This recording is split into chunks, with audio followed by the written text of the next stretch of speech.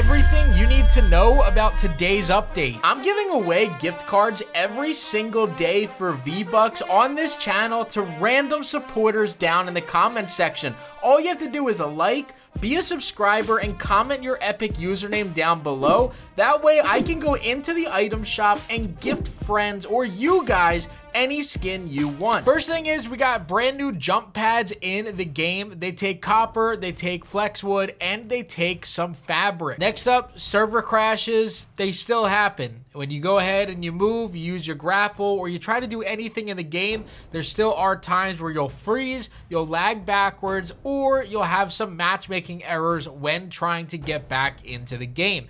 The patch notes stated that this was getting fixed or that they worked on this.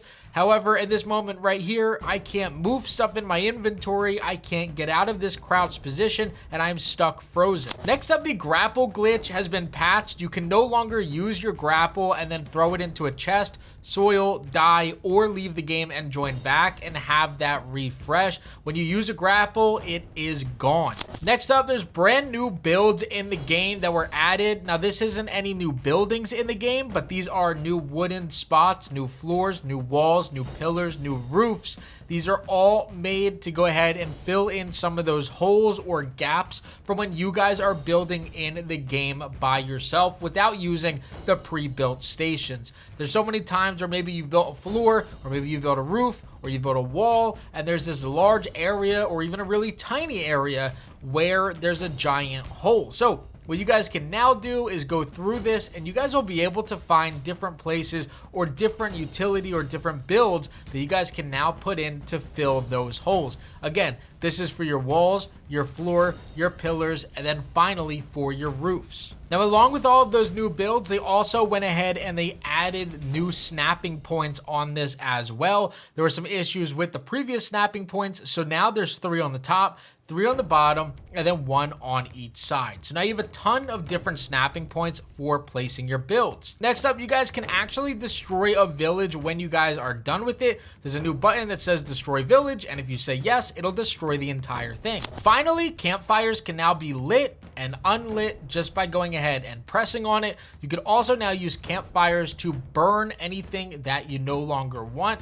So there's no longer periods of time where items are just sitting out in the open near your base. If you open them or you drop them near the campfire, they will catch on fire and they will break. So a very easy way to get rid of unused items. Next up on your mini map, you guys can now see that you have a new cursor to show you where you're going to respawn on the map, as well as where your backpack is had you have died. The mountains went and got a different UI change to them, although they don't look too much different, but overall they did try to make the map look a little bit nicer and easier to navigate.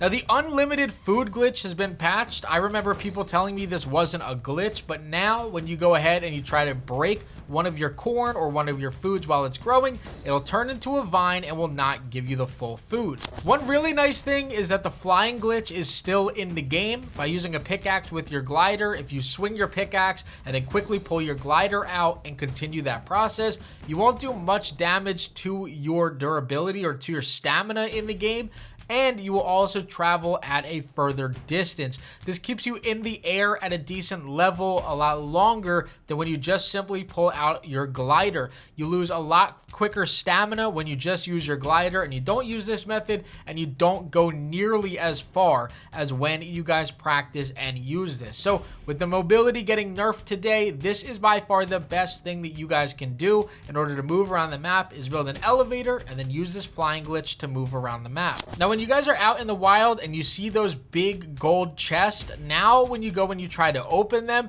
actually what happens is they will break. Now, I don't know if this was intentional because people were using them in game, but they break. Next up, there are some visual changes inside of caves. This is actually what obsidian looks like. It's a lot darker, it's a lot larger, and it's obviously much more difficult to confuse this with any other rocks in the game. Now, there are some things that I couldn't go over in game or find in game to then show you guys in video. So I do have a screenshot of everything that has changed in the game that you guys are going to be able to notice differences in.